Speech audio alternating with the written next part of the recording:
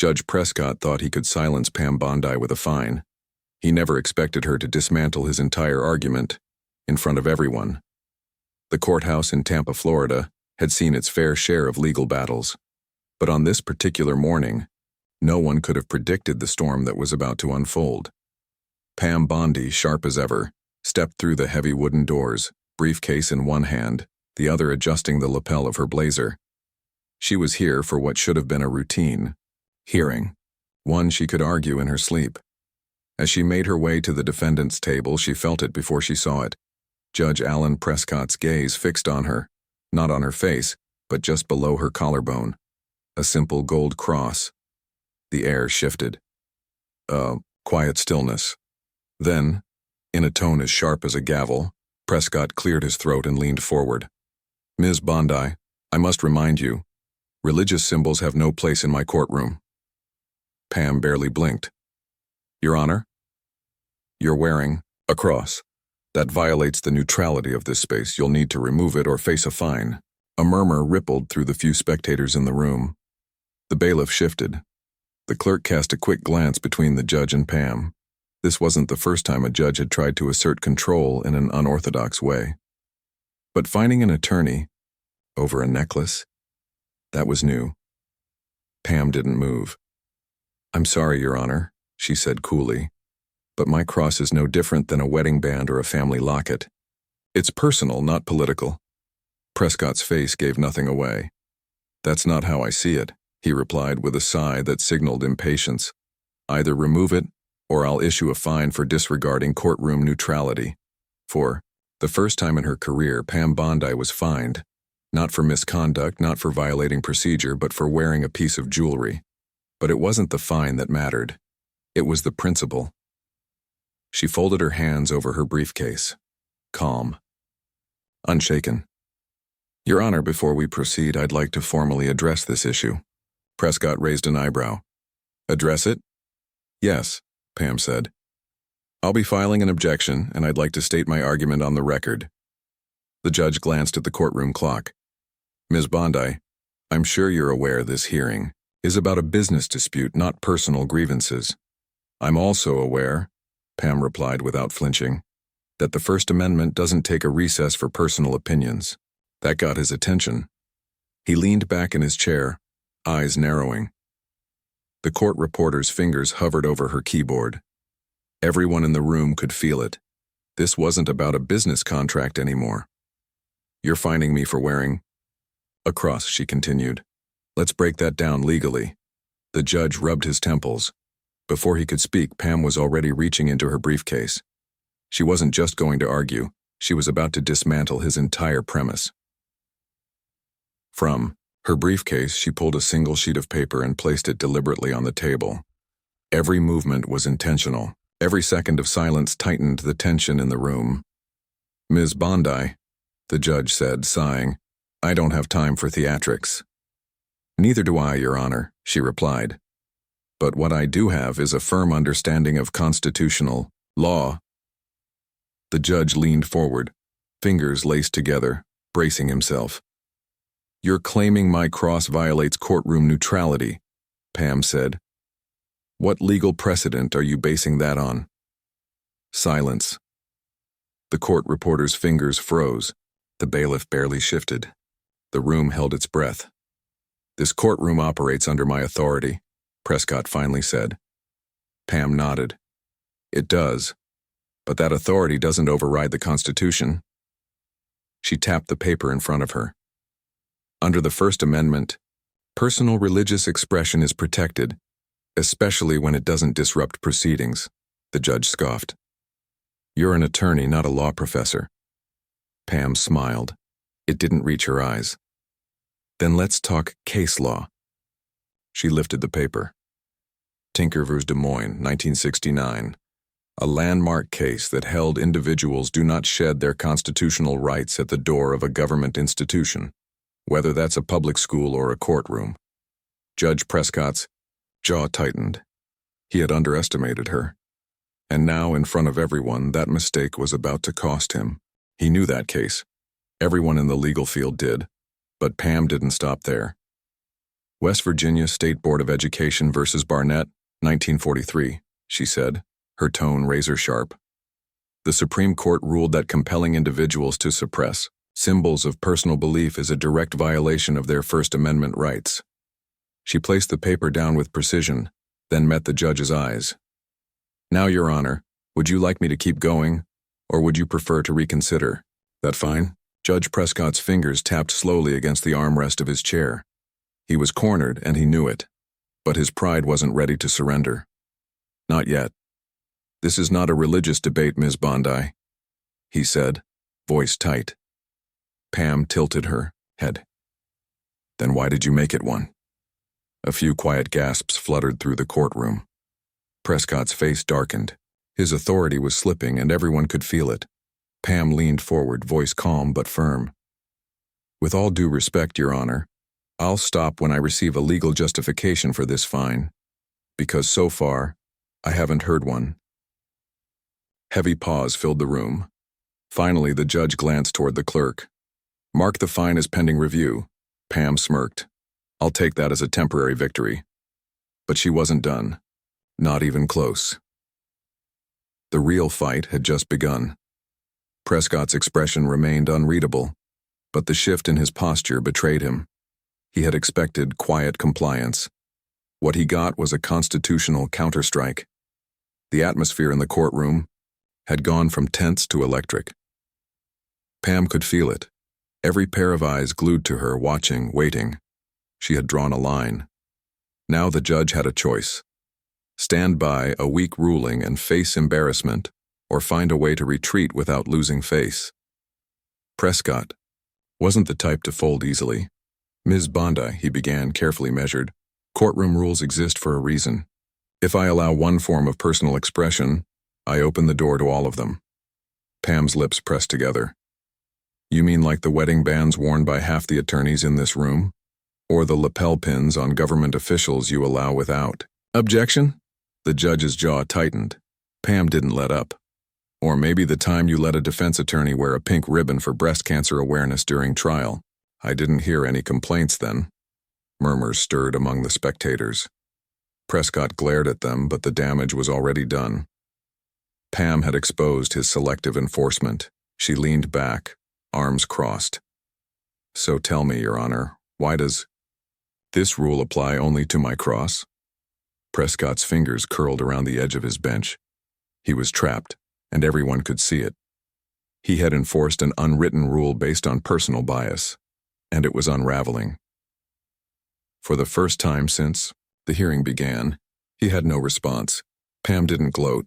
She let the silence stretch, long enough for the weight of the moment to settle on every person in the room. Then she delivered the final blow. If you stand by this fine, Your Honor, I will file an appeal before the ink on your ruling dries. And when that happens, I guarantee this case will make headlines. She let the words hang there. A sitting judge fining a woman for wearing a cross in court. Pam knew exactly how that would play out in the public eye, and so did Prescott. His nostrils flared, ego clashing with the weight of constitutional law. Pam didn't blink. She let him sit with it. The longer he hesitated, the more glaring his misstep became. Finally, after what felt like an eternity, he exhaled sharply. The fine is rescinded, he muttered. Pam smiled, cool and collected. Much appreciated, Your Honor. But this was no longer just about a fine. She had made a statement, a powerful one, and Prescott wouldn't forget it any time soon. But the fallout? That was just beginning. His words, the fine is rescinded, should have been the end. But the courtroom wasn't just a place of law anymore, it was a stage, and the audience had just witnessed something unforgettable. The court reporter barely looked up from her keyboard, but even she knew this transcript would travel far beyond the courthouse walls. The clerk, who had looked uneasy when the fine was first issued, now stole a subtle glance at Pam, something close to admiration in his eyes. Prescott shifted in his chair, shuffling papers as though he could somehow tidy away the moment. But Pam knew better. Some things don't get brushed aside. The silence in the courtroom was deafening. She calmly adjusted her blazer. The small gold cross still in place. Exactly. where it had been the whole time. Pam had won. But this wasn't just about her. Now it needed to mean something more. She turned to her client, a middle-aged business owner, and the real reason she was here today. The hearing would continue. But the tone of the day had already been set. The man gave her a nod, tight, restrained but unmistakably respectful. Pam saw it for what it was, acknowledgement.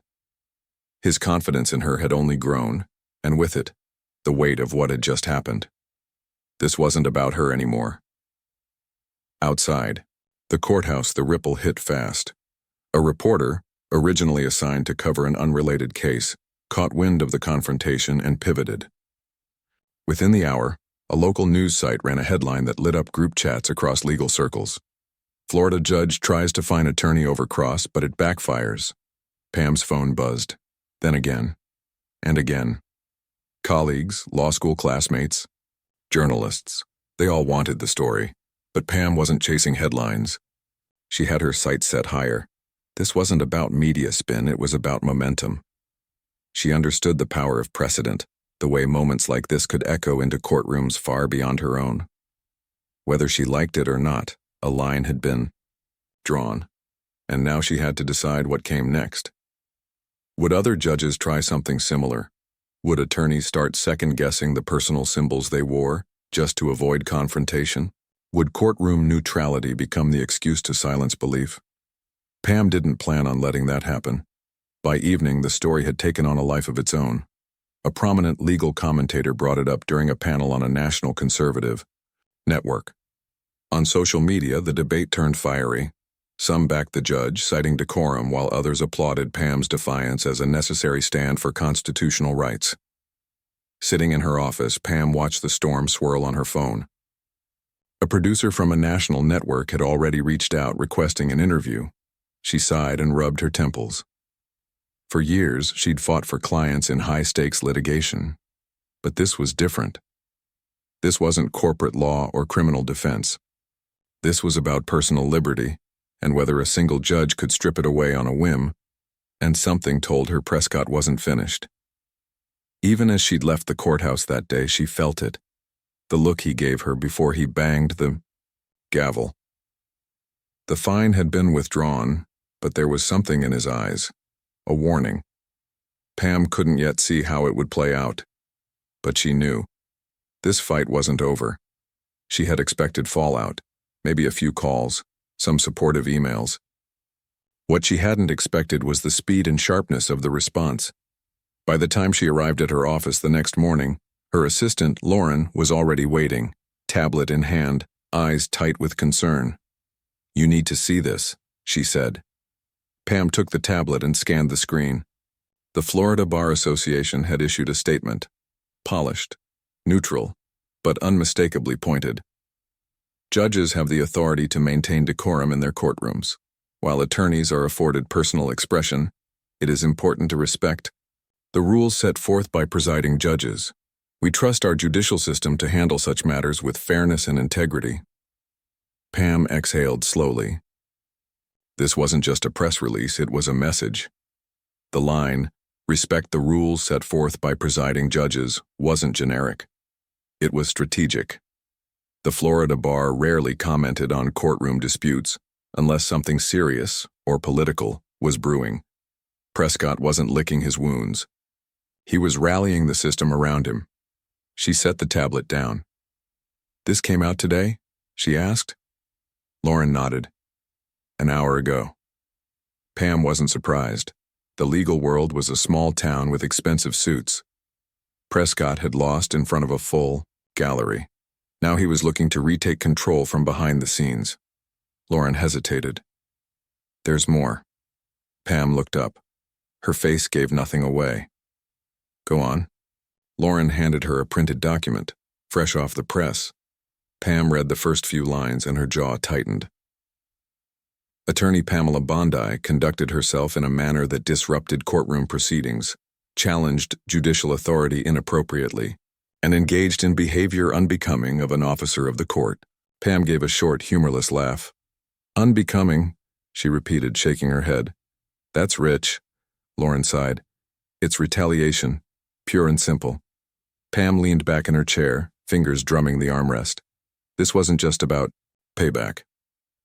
Prescott was trying to make an example of her. He had lost on the record, humiliated in his own courtroom. Now he was using the machinery of the system to flip the script. He wasn't done, not by a long shot. And if he thought she'd back down, he didn't know Pam Bondi very well. Prescott was no longer just the judge who overstepped. Now he was recasting himself as the victim, the one who had been disrespected. And Pam? He wanted her painted as the hot-headed attorney who challenged him simply for the sake of spectacle. She recognized the tactic instantly. Classic misdirection. Turn the accused into the accuser, shift the spotlight, bury the real issue beneath layers of protocol and process. But Pam wasn't about to let him rewrite the narrative. "What's the process on this?" she asked, her tone already shifting into strategy mode. Lauren exhaled. "You'll have 10 days to respond. If it moves forward, it triggers a formal review." Pam nodded. "And who oversees the review?" "A panel," Lauren replied carefully. "Judges, senior attorneys?" Pam's lips twitched into something close to a smile. So Prescott thought he could drown her in bureaucracy.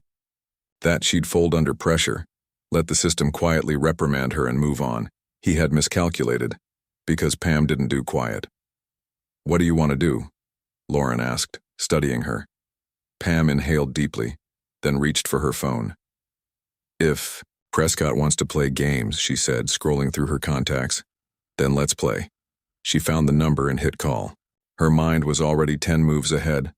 Prescott expected her to fight this in silence, accept a closed-door ruling, and disappear from the headlines. He had no idea who he was dealing with. Pam had built her career on patience, strategy, and knowing when to strike. Now, she was making sure everyone would be watching. She didn't waste a second. Retaliation thrives in darkness, and Prescott was counting on that. He wanted this handled quietly, inside the system, behind the veil of professional review. She wasn't going to let that happen. The call connected on the second ring. "Pam," came the voice on the other end. "I was just about to call you." It was Lisa Reynolds, a veteran legal journalist from a national broadcast, someone who had followed Pam's career for years. More importantly, she wasn't afraid to call out judicial power plays. "Lisa," Pam said, skipping pleasantries, "I need you to listen closely. A judge just filed a formal complaint against me." "For what?" "For disrupting courtroom proceedings," Pam replied. "But here's what really happened. He tried to fine me for wearing a cross. I stood, my ground. He backed down, and now he's trying to punish me through the system." There was a pause, then a sharp exhale from Lisa. "You're saying a sitting judge is using his position to sanction you for challenging his abuse of power?" "That's exactly what I'm saying." Lisa didn't miss a beat. "I'm running this. I need it public before they try to spin it," Pam said. "Once it's out there, Prescott can't frame it as some quiet disciplinary issue." "I'll have a segment by tomorrow," Lisa assured her, "with legal commentary, voices who aren't afraid to name what this is." Pam ended the call, feeling the ground shift beneath her. Momentum. She turned back to Lauren. "Draft a public statement. I want to make my position clear before Prescott and his allies try to twist this." Lauren nodded. "Frame it as judicial overreach?" Pam shook her head. "Frame it as what it is, an attack on personal rights, an abuse of judicial authority. If he thinks he can punish me for standing up to him, imagine what he's done to people without a voice." Lauren's expression hardened. "I'll get it out." Pam leaned back, taking a breath. Prescott had been counting on her silence. But now, the whole country was about to hear what he'd done, and she didn't have to wait long. By the time Pam sat down with her coffee the next morning, her phone was vibrating nonstop. Lisa's segment had aired overnight, and the story was everywhere. Florida judge attempts to punish attorney for wearing a cross, now he's under fire. The coverage wasn't limited to conservative outlets.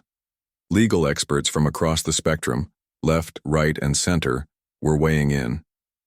A constitutional law professor from Georgetown appeared on a morning show, calling Prescott's actions a blatant overreach with no legal foundation. A prominent civil rights attorney posted a thread dissecting how Pam's resistance had exposed a legal gray area that desperately needed attention. Then, the moment Pam had been waiting for arrived. The Florida Judicial Review Board issued a statement. Due to the media scrutiny, they would be conducting their own investigation into Judge Prescott's conduct to determine whether he had violated judicial ethics. Pam leaned back in her chair, letting out a slow breath. This wasn't just about her anymore. This wasn't just about Pam anymore. It was about every attorney, every defendant, every person who had ever walked into a courtroom and wondered, can my rights really be erased with the stroke of a judge's pen? Lauren stepped in, holding up her phone. You're going to want to see this. Pam took the phone and hit play. There he was, Prescott, standing stiffly outside the courthouse, flanked by reporters, cameras flashing. His expression was tight, controlled. But the statement? Far too short for someone trying to clear his name. I have always upheld the integrity of my courtroom. The actions taken were in the interest of maintaining neutrality. However, I respect the judicial review process and will cooperate fully. Pam almost laughed. Neutrality? He was still clinging to that excuse. Lauren crossed her arms. He's trying to save face. Pam nodded. And failing. Because this wasn't fading into the background. The Judicial Review Board had a decision to make, and if they ruled against Prescott, it wouldn't just tarnish his record. It would set a precedent. One that protected others from ever being silenced or punished like this again. But even if they didn't censure him officially, he'd already lost where it counted most. His reputation, his credibility, his authority. From now on, every attorney who stepped into his courtroom would know this was the judge who tried to silence a woman for standing her ground, and failed. Pam took a slow sip of her coffee, then looked up at Lauren. We won. Lauren smiled. Oh, I know. Pam set her cup down. She hadn't just fought for herself. She had sent a message.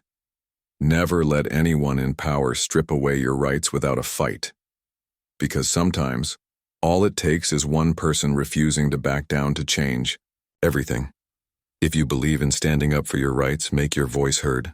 Like, comment, and subscribe for more real stories that matter.